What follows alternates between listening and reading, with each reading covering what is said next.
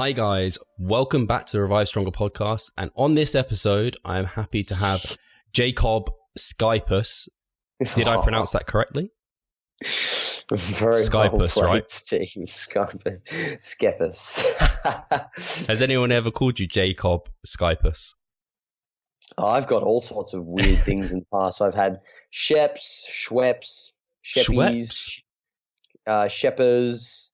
Yeah, like I think there's probably been a handful of occasions in my entire life where someone's pronounced my surname correctly without me telling them otherwise. But nice try, Steve. That was very well done.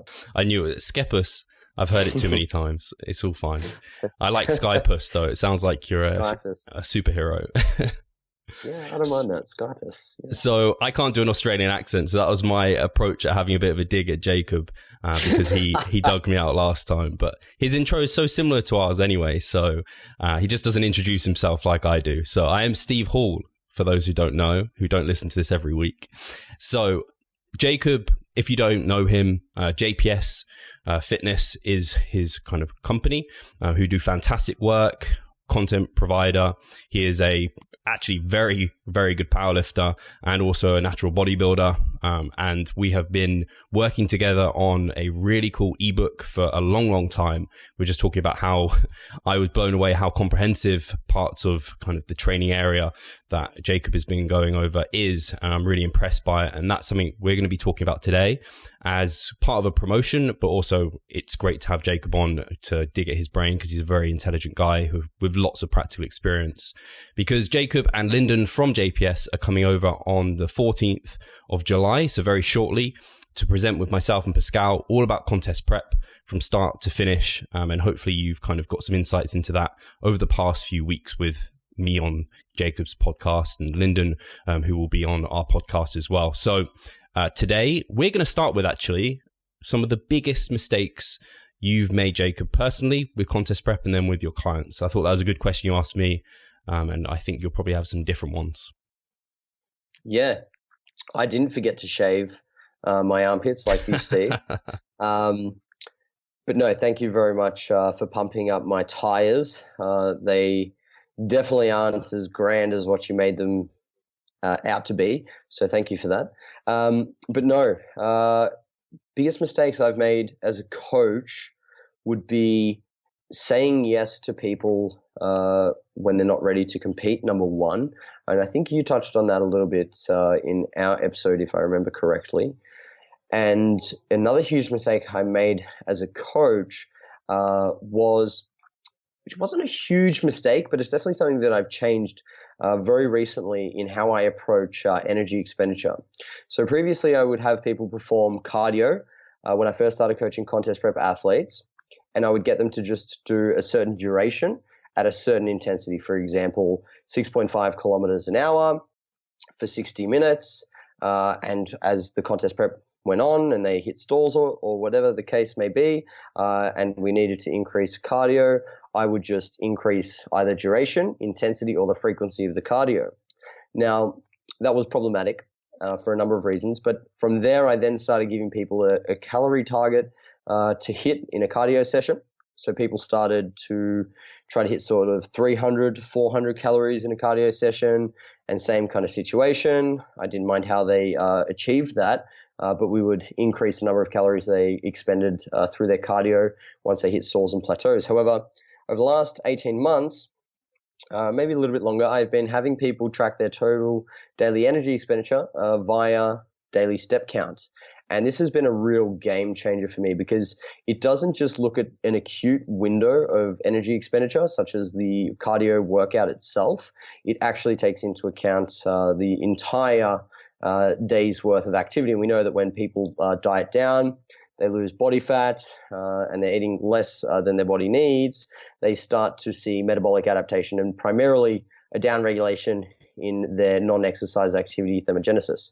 So by looking at daily step count, we can more accurately monitor and control energy expenditure, and that's been a really big game changer. So the big mistakes for me as a coach, I guess in hindsight, were that I didn't really understand energy in and energy out in the level of detail that I do now, and having a more comprehensive and I guess better understanding of energy balance, I've seen a lot better results since doing that. Some other mistakes I've made is the whole, telling people to drink alkaline water, cutting their sodium, all those sorts of stupid things that we see on the bodybuilding.com forums from competitors who don't really know much about physiology or how to peak natural competitors. So I did all of that, and since then my peaking approach is very different also. So yeah, that would be the big mistakes as a coach. As a competitor, my biggest mistake was probably when I competed back in 2013, when I started a flexible diet for the first time in a contest prep, because the previous season I used a quote-unquote clean eating approach where I had a meal plan and I was just reducing my portion sizes of my carb and fat sources as the diet ensued. And the following year, I learned about flexible dieting thanks to Alan Aragon, Lyle McDonald, Lane Norton, and I thought, this is fantastic. I can eat ice cream every day. So for my 9-month contest prep, I ate ice cream every single day. And that was probably a really silly decision because I was hyper food focused. The ice cream didn't fill me up at all. It made me feel hungrier after I ate it. It wasn't very satiating. And I, could have made more of those calories had I have chosen something that was more energy sparse, higher in volume, more nutrient dense. And that was a really big mistake because I didn't understand what flexible dieting was. I thought it was just a free-for-all. As long as I hit those 3 numbers, then I was good. When in fact, I now know better and understand that flexible dieting is more about the mindset and being able to include a variety of foods. But in a contest prep, knowing when to include, those quote-unquote naughty foods and when you need to tighten the reins a little bit and make decisions that ensure your food is fuel that is supporting your current goals, which are to be as full as possible, perform as best as you can, and really just to survive the onslaught of side effects that come with semi-starvation. So, yeah, there you go, Steve. Nice. I think actually one of those mistakes were in line with one of mine, although it was my own personal one where I had no awareness of NEAT.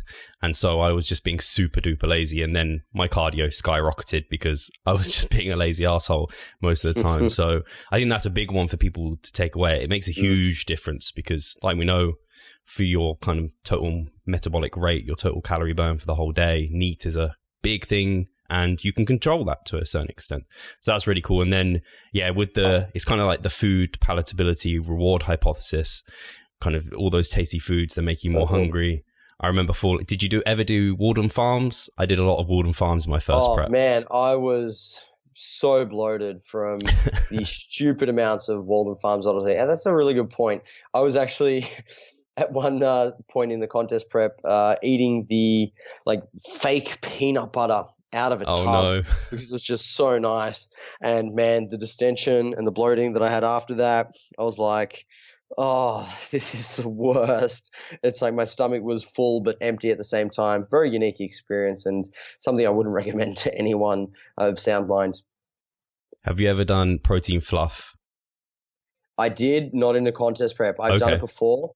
And that's a really weird thing. It's really weird. Kind of works, but really weird. It's a really strange thing. Bodybuilders are pretty. Can I swear? Yeah, go for it. We're explicit. Swear on my podcast. We have Mike on all the time. He swears. You're British. You're very prim and proper, Steve. Bodybuilders are pretty fucking unique individuals. We do a lot of crazy and whack shit just to deal with all of the issues, both the physiological and the psychological, that we face when we're trying to improve our body comp. So the protein fluff, that's a strange concoction. Yeah. And if you were to tell any registered dietitian or psychologist that that's what you ate to feel full, they would probably, ensure that you had some counseling because you're on the borderline of disordered eating, if not eating disorders. So, yeah. Yeah, the description you said, kind of being full but not full, like you feel distended and bloated, but you're not like satiated. That's exactly what protein fluff does. It just fills you with air. It's just, there's one thing I ended up leaving some of it during prep, even though I was starving. I was just like, I can't eat anymore because my stomach is hurting. So anyway, we're going on to our topic for today's podcast, which is navigating the digging phase. So first of all, I'd love to hear kind of what the digging phase is, what that really entails, because I think, I don't know, some people might get that misconstrued. So first of all, go through the digging phase, potentially use the brilliant analogy you had, all about kind of digging for gold. I'd love to hear that, and we can move forward from there. Yeah, awesome. So I guess to lay the foundations of and a bit of context as to what digging phase is before we define it, and then give some qualifications to how somebody can tell if they're digging or not. In a contest prep, when we start, fat loss should be very, very easy, quite linear, almost like maximal results for minimal effort kind of thing. Like you can get away with a lot more when you're a bigger person. The relative energy deficit comes from greater absolute amount of calories. So you can be a little bit more liberal with your tracking. You don't have to perform as much cardio. Obviously, you don't have all the hunger and stuff. So fat loss is quite easy at the start of a contest prep, especially if you've primed yourself. Plug for the Revive Stronger ebook, the primer phase. Fat loss should be pretty smooth sailing out of the gates. And then as you go through the contest prep, there comes a point when shit just gets harder and you can't get the same rate of loss. All those metabolic adaptations start to rear their ugly head. So hunger, downregulation in needs, you're not rising with the morning sun anymore. So sex hormones and reproductive system, libido, all that kind of stuff plummets. Your hyperfood focus, training performance suffers. You're just lethargic, sleep is disturbed, you're irritable, hangry, all that kind of stuff. And this is what is known as the digging phase. So in essence, the digging phase has two metaphorical derivatives. So number one, you're digging through the final layers of body fat, searching for gold. And I'll explain the analogy in a minute. And the gold is essentially your target physique and look on stage. But the second derivative of the digging phase is that you are digging deep mentally now. This is otherwise known as the grind or embracing the suck. And this is the overwhelming feeling of being physically and just psychologically beat down, right? So put simply, the digging phase starts when a competitor endures a combination of like extreme relative weight loss from their starting point and a long period of energy restriction.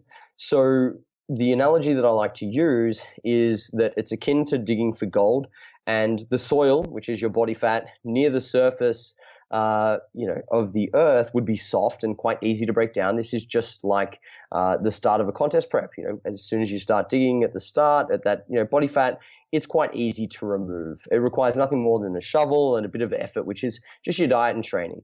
As you dig deeper and deeper towards the soil just starts getting harder, firmer, more difficult to remove, and more importantly, the risks of the walls and the structures around you collapsing in on you increase the deeper you dig, right? So the lower you go, shit can fall down, the infrastructure might not be as sturdy, all that kind of stuff.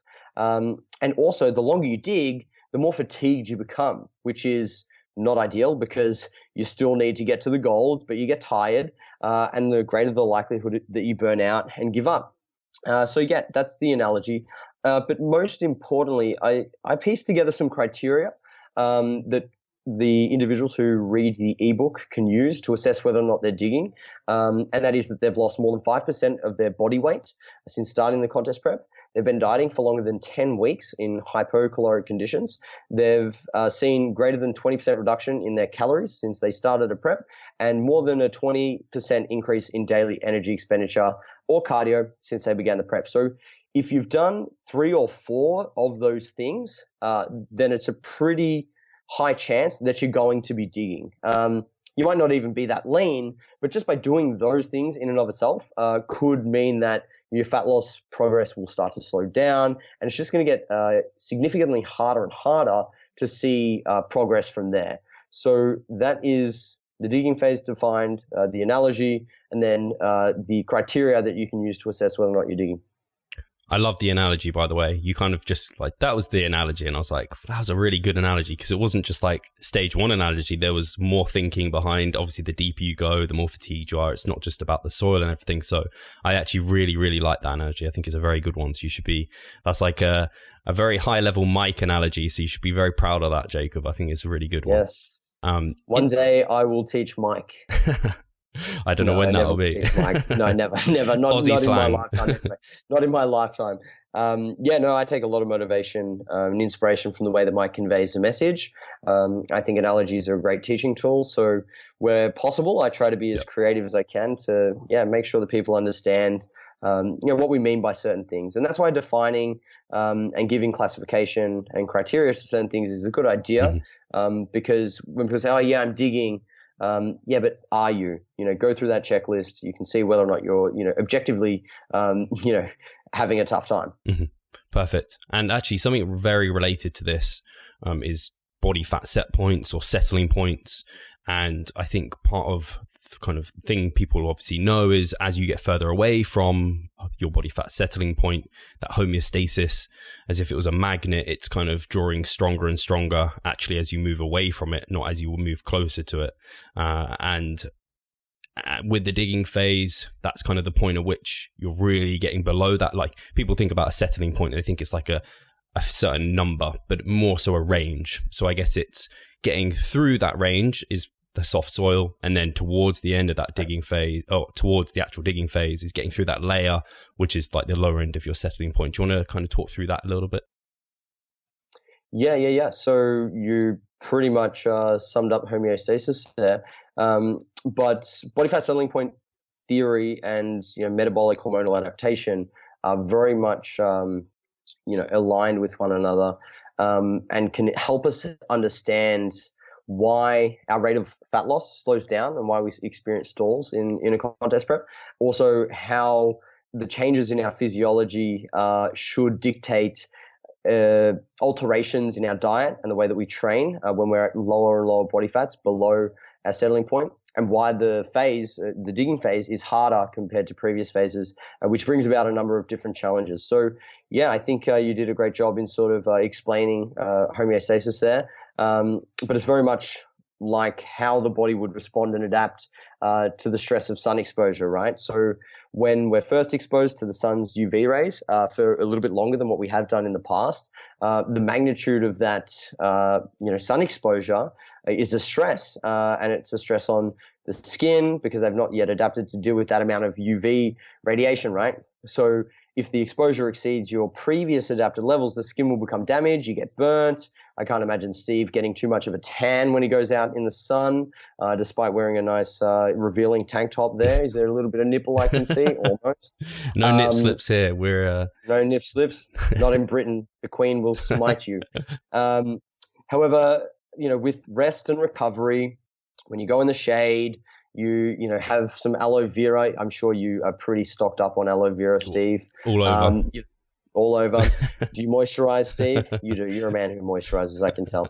And you spend some time away from the sun, your body will heal, and you start to obviously see changes in the pigmentation of your skin, so that next time you go to cope with that stress, the UV rays won't be as damaging to your skin. So, and you get a nice tan, right? So that's the biochemical response to a stress. And this adaptation process occurs in like every single physiological function of the structures within the body, such as our fat cells. The body fat settling point, super important, as is homeostasis. And the body is only concerned with two things really from an evolutionary biological priority, and that is preservation of self and the current genetic material that you have. So like food, water, shelter, warmth, rest, all those sorts of needs that we have. And then the continuation of genetic material, which is like reproducing, right?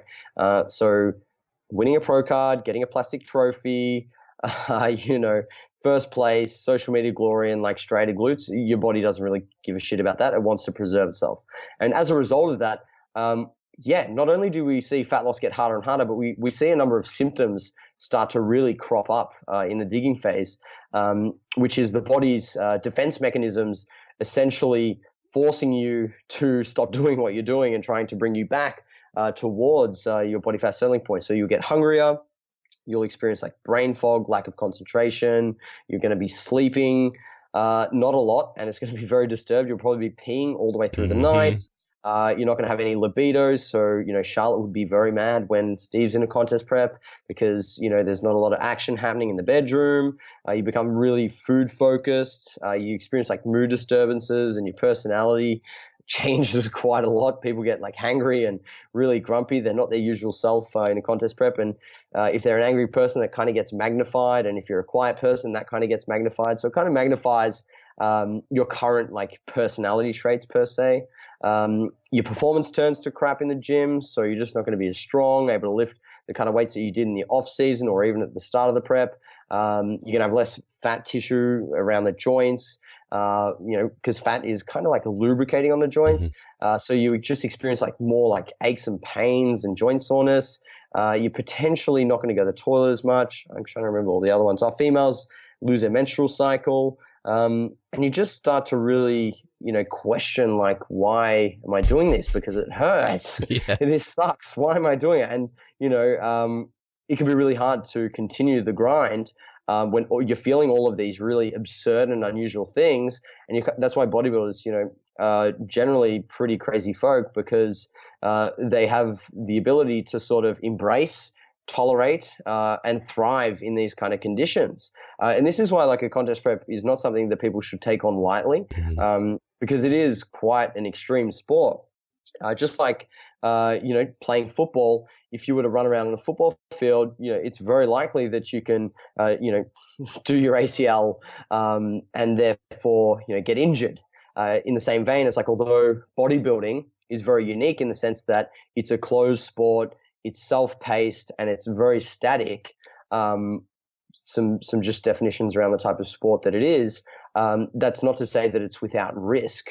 So the risks and the side effects are very real, and they sort of start to really present themselves in the digging phase, which is why we should take this phase a little bit more seriously, give it a lot more attention, which is what I've tried to do in the ebook, and be very, very thorough with how I've gone about addressing these things. So it's not just hey, when your fat loss stalls, cut your calories down and, bring calories up. I really tried to make it, super practical and give some extremely pragmatic tips and advice for people just to deal with the things that they're going to be experiencing, and to ensure them that it's okay to feel these things. And I feel kind of weird saying this because it's not normal, but it is normal in the digging phase. And that's what we sign up for. So when we sign up to be a competitive bodybuilder and have striated glutes, with physiology, as Lyndon says, for every gimme, there's a gotcha. And when you push the body to its limits, you have to force your mindset to, stay with your body in that sense. And that's really challenging for all the aforementioned reasons. Excellent. Yeah, I think it's something that seasoned competitive bodybuilders know. They kind of almost desire this digging phase. And some people, and I've had clients who are like, why don't I feel like this yet? Kind of like, shouldn't I be feeling bad yet? And I'm like, you're going to feel it. It's going to happen. And a lot of the things we're talking about and have talked about already is kind of preventing it for as long as possible. Because if you can get as close to that goal as possible without feeling having to dig hard, then you're putting yourself in a much better position to succeed. So, and like we've talked about, like rate of loss, having a primer phase. But then in this phase, what are some of the strategies you talked about in the book in terms of like making adjustments to training, cardio, diet, or even routine and habit? What kind of the strategies that you're kind of expressing within this phase? Yeah, so first I'll talk about more of the super pragmatic, and people will think that this is really boring, but it can't be overstated. This is the most important part of surviving and thriving in the digging phase, and that is to create daily and weekly routines, almost to the point where you micromanage your time, and I'll explain why in a minute. You really need to focus on executing your plan, and you need to have more consistency in everything that you do and a little bit less variation, from meal to meal, day to day, week to week, and even, if your digging phase sort of extends out into months. So we need to remember that when, competitors are hungry, they're tired, they're lethargic, they're going to experience more fatigue, and they're more likely to make a bad decision, irrespective of how many choices they have. So that's why, flexible dieting for some people, if they just have macro targets, can be problematic because they think, oh, how many meals can I fit into this? And I really liked the analogy you used on our show, Steve, which is that competitors start to play macro Tetris. They'll really try to fit all these delicious foods into their macros, make them really delicious, super creative. But that's not ideal because the more time you spend thinking about food, number one, you're going to only heighten your food focus, which is not something you want when you're going to be experiencing insatiable hunger. Number two, you have to make more decisions, and the likelihood of you making a bad decision is increased given the amount of fatigue that you're experiencing. So that's otherwise known as digging fatigue. But number three, there's a lot of stress that comes with making decisions, and people often forget about this. So the more decisions we make, like the more cognitive effort that requires, and that's a stress. If we make a bad decision, we then stress about that. And yeah, we're not worried about, trying to eat foods that are super tasty at this point. We need to eat for utility and ensure that we're just executing the plan. So some really important things to do in the digging phase are to create a daily routine. And I know you do this with the Revive Stronger athletes, where it's like literally every hour they plan out what they're doing, when they're eating, when they're training, all those kind of things. I think that's a really, really useful strategy. I really recommend people when they're digging, have macro targets, create a meal plan to meet those macro targets, and then get off MyFitnessPal. Don't track, don't, play around with food choices. Try to keep your food as consistent as possible, as much as possible, and just eat to your meal plan. So weigh and measure your food as per usual, but just eat to your meal plan. And you might even want to have like 2 meal plans that are on rotation. For example, you might have dinner that could be like chicken or fish, but it equates to the same, macros, and you just sort of rotate like that. But again, less decisions, the better, because you need to build and maintain momentum from hour to hour, day to day, so that you have more accuracy, reliability, and predictability in not only the decisions you make, but also the outcomes that result from those decisions. So that's extremely important as well. Yeah, absolutely. I think the habit and routine goes past even just diet. What about kind of training? Steps for me was a big one. Like if I didn't get into a certain habit of achieving those, do you extend that kind of the idea of the routine past just to say a diet? Everything. From the minute you wake up, from the minute you go to bed, I do recommend having a very, very consistent lifestyle at this point. The more you have flexibility and variation, that's not necessarily going to be beneficial. And what I defined in the ebook was consistency, and we want to have consistency in our choices. So there's some concepts related to choice architecture that I sort of dive into, but consistency by definition is just the steadfast adherence to principles, a course or form of action, and the compatibility and uniformity of the things that you're doing towards what you want to achieve, right? So basically what that will mean is that things should stay mostly the same and share the same properties and components of like what it is you want to achieve, right? Which is getting lean and reaching the goals and your target stage physique. So that means for a physique athlete, it means unwavering compliance to their plan, ensuring that their behaviors that influence outcomes will contribute in a very positive manner towards developing the physical and mental qualities necessary to succeed on stage. And anything that is inconsistent should be avoided. So, decision making is quite a complex thing, and I don't know everything about it, but what I will say is whether it's diet, whether it's cardio and the way that you get your steps in, whether it's how you meal prep, when you meal prep, your nighttime routine, all those sorts of things, you should be ticking boxes by this stage. It should be, have I eaten my meals to meet my calories? Have I done my steps to meet my daily target step count? Have I got my training sessions in? Have I done my posing? Am I sleeping well? And am I, trying to keep everything else in my life, at least in a point where it's not going backwards? So things like your relationships, spending some time with loved ones, whether it's work, social life, as hard as that may be, you need to find ways to sort of keep those things around for as long as possible, provided they don't expose you to more decisions that could potentially be inconsistent to the goal of competing, right? So you want to socialize. Well, you might not be able to go out for beers with your friends or a meal with your friends, but you might give them a phone call and say, hey, how are you doing, for example? And you might do that on the same day every week. So I think, again, we need to be consistent and all of our behaviors at this point, because we're really committed to achieving excellence on the bodybuilding stage, should be targeted towards getting that result that we want. And we should start to trim off the fluff as much as possible, less variation, less flexibility, and really ensure that we're doing everything we can to get the most out of the contest prep. Because if you don't, as you know, Steve, and a competitor comes off stage and they haven't given it their all, and there are things that they would do differently and they have regrets, that's the worst feeling, especially when you put in months and months, potentially years of really hard work, and you don't get the look that you want, or you don't get the placing that you know you were capable of getting because of the decisions that you made within your contest prep.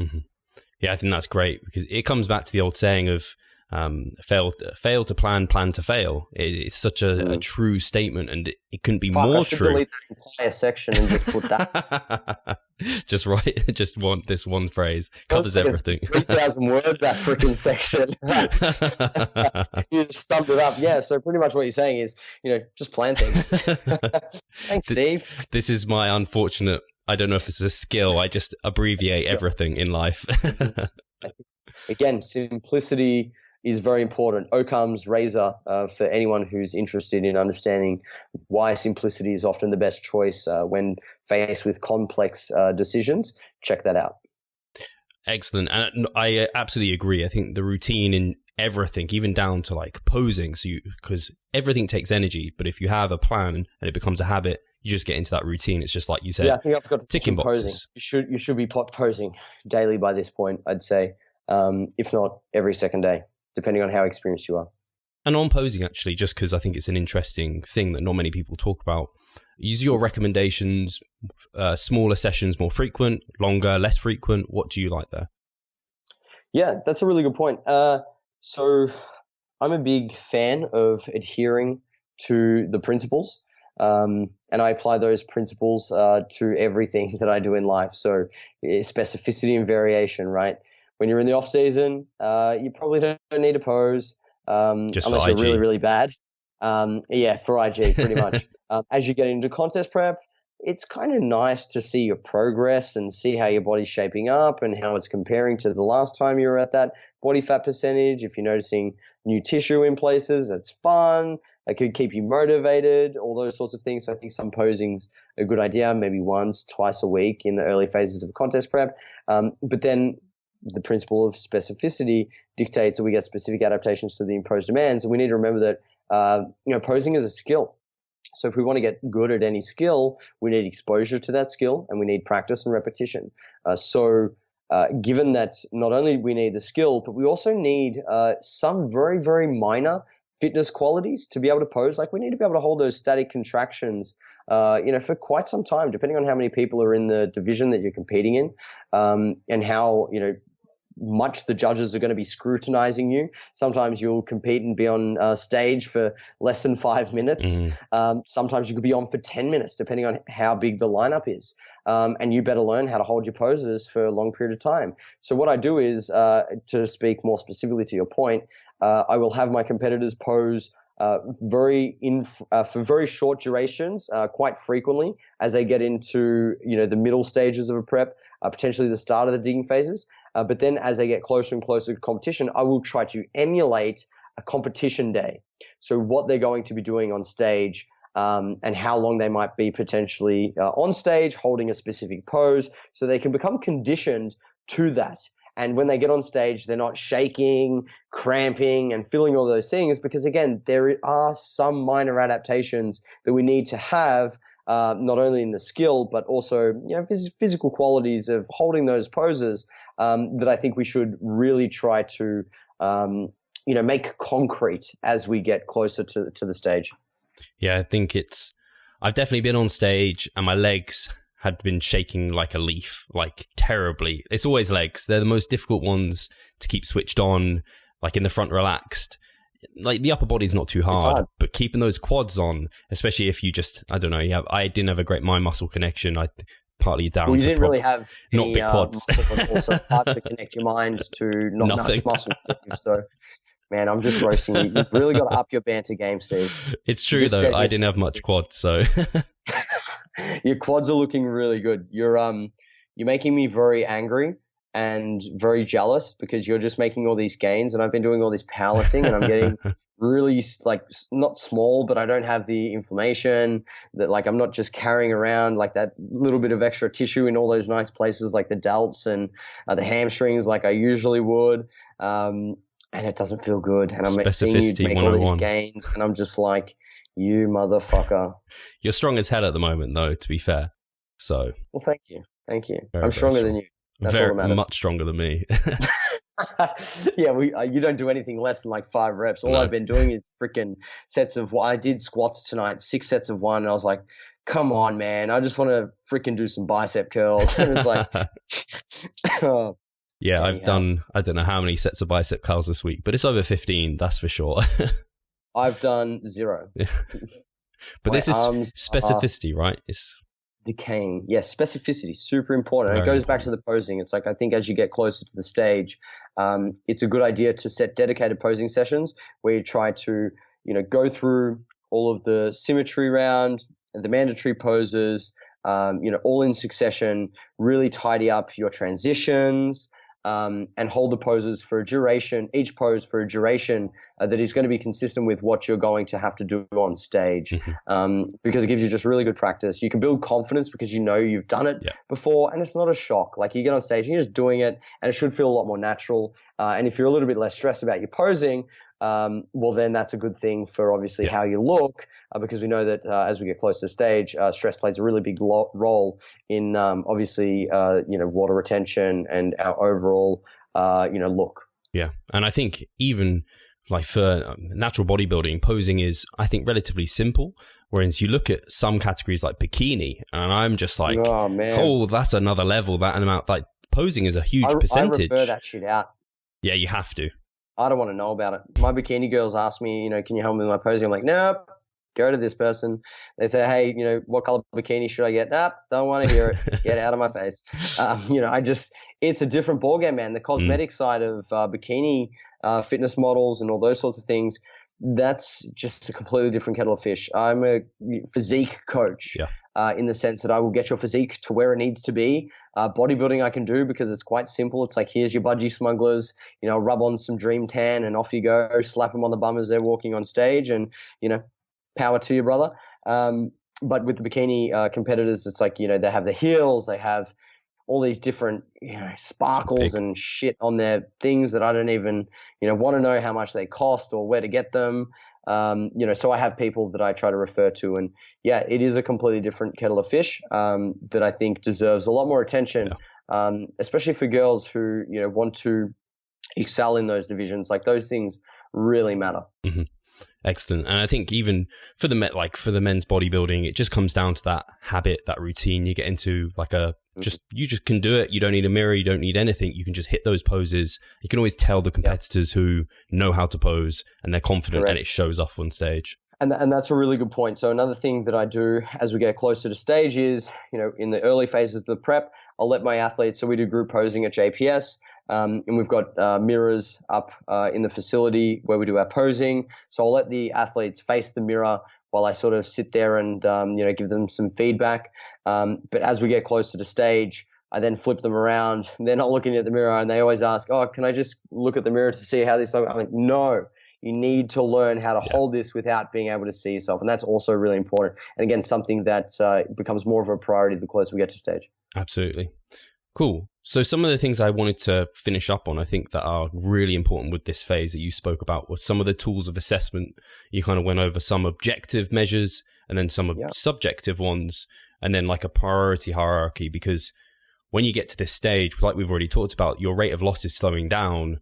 And it's almost like fluctuations on the scale can actually be a minefield for some physique competitors, especially like when you're getting down this lean. Certainly. So I'd love to hear a bit of that. Yeah. So you actually read all my sections. I'm really impressed because they were long. They were really, really freaking long.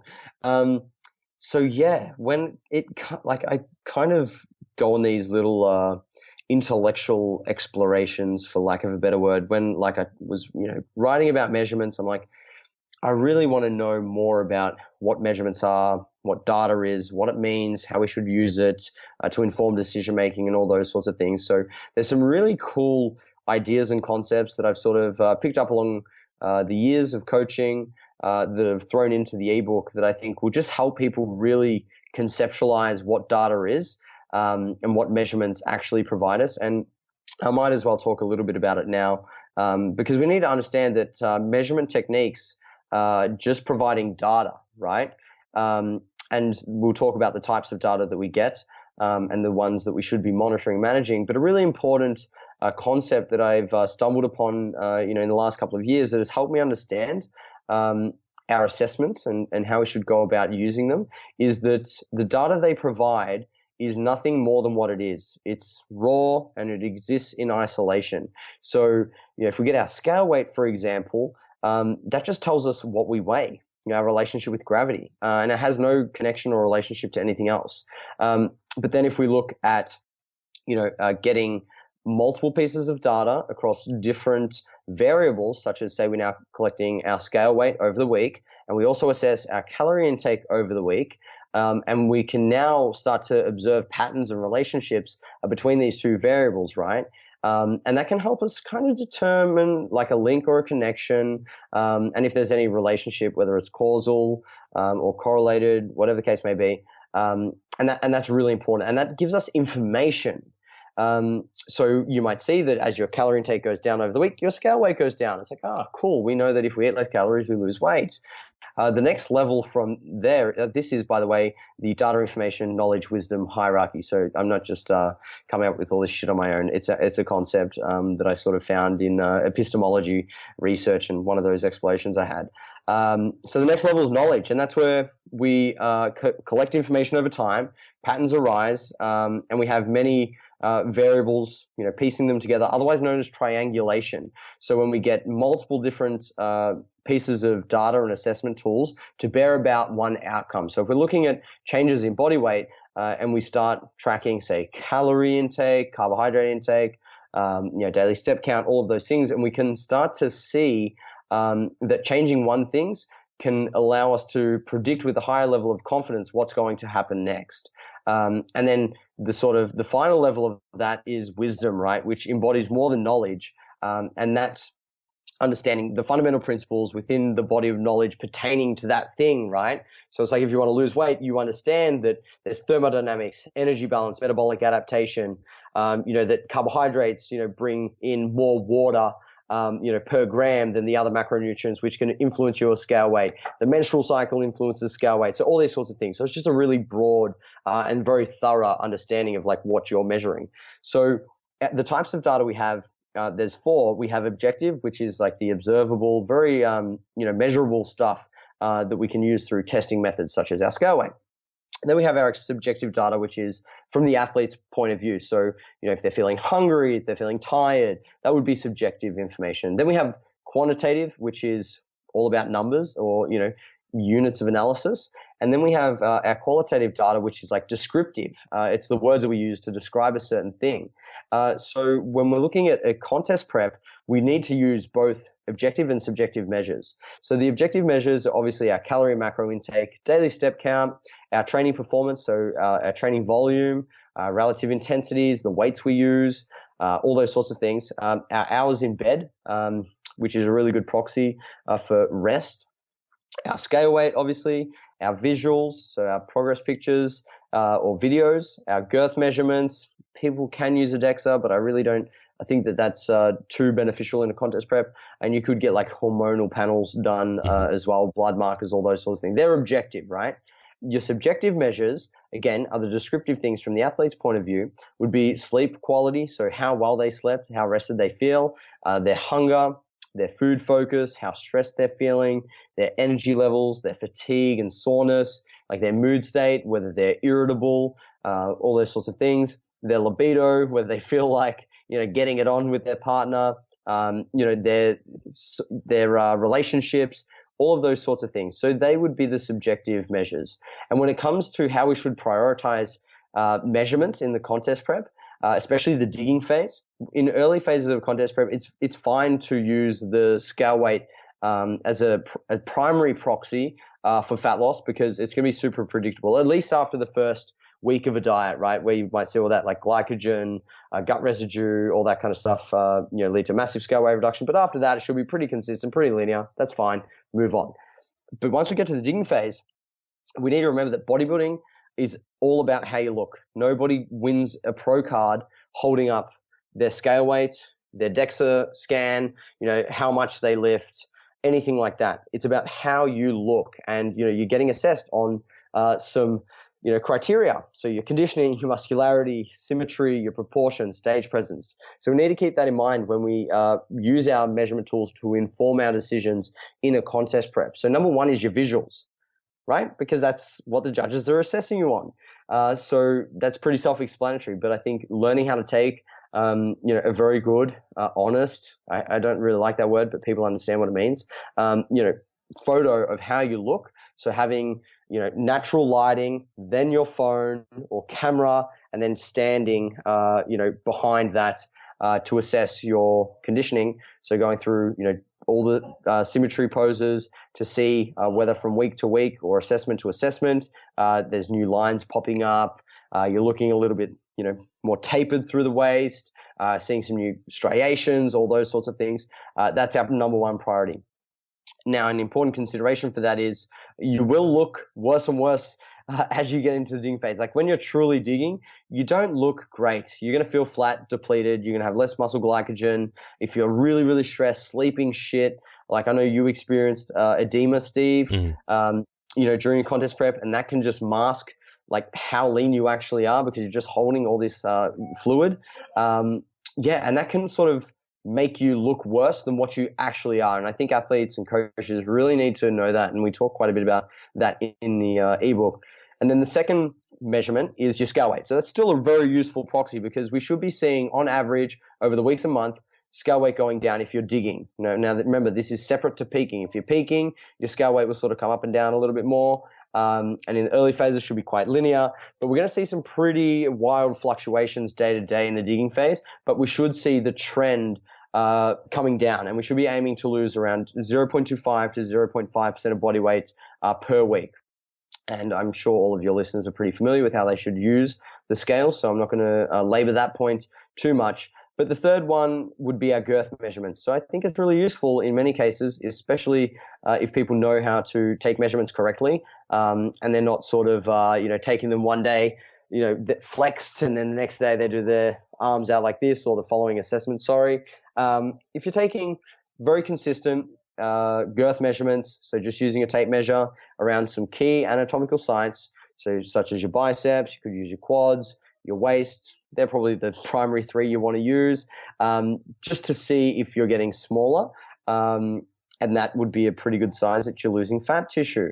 But again, order of priorities. It's like visuals is number one. Mm-hmm. That should be the primary thing that dictates what decisions you make in regards to your diet and training and cardio.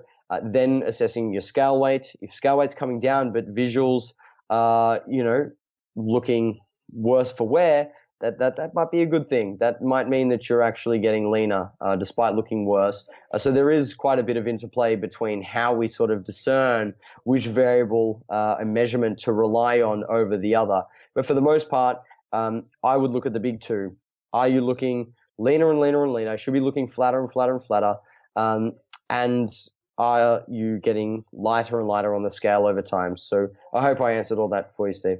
No, you definitely did. And I love how comprehensive everything was there. And within the book, like reading through it, it is incredibly comprehensive, like some of the most comprehensive things I've read, even though there are other sources out there that really go into depth. There's some of these things that you said you kind of brought in that I don't think many people have necessarily kind of put that concept together. Kind of this triangulation idea is really cool. Like, okay, so scales showing this, but what these other things showing, if the majority showing the right thing, correct, then cool.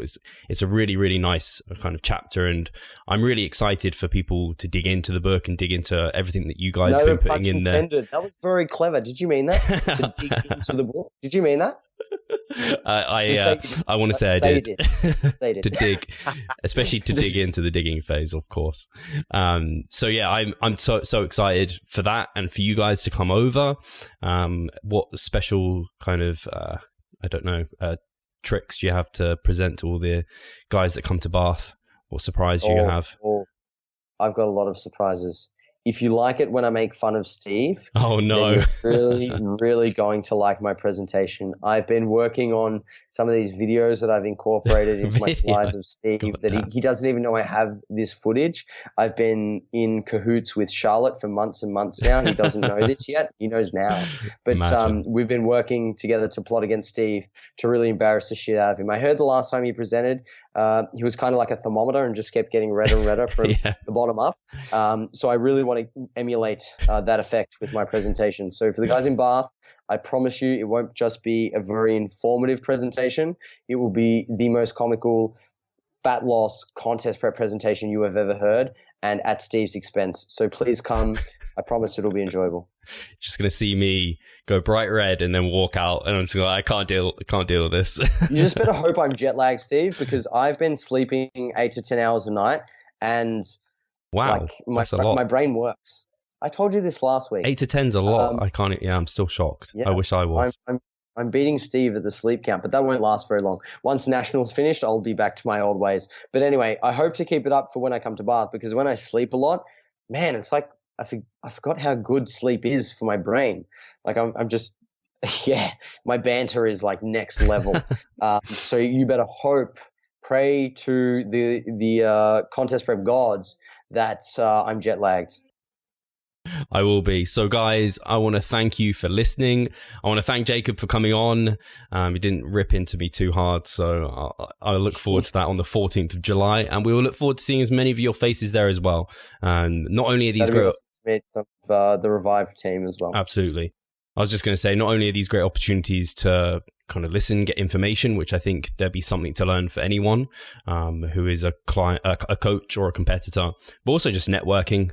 These are some of the things I always enjoy coming to seminars for, because you get to be with like-minded people. And Stanza Fitness is a really cool gym, I hear. I have a few friends who train over there. So it sounds like it's a really good facility.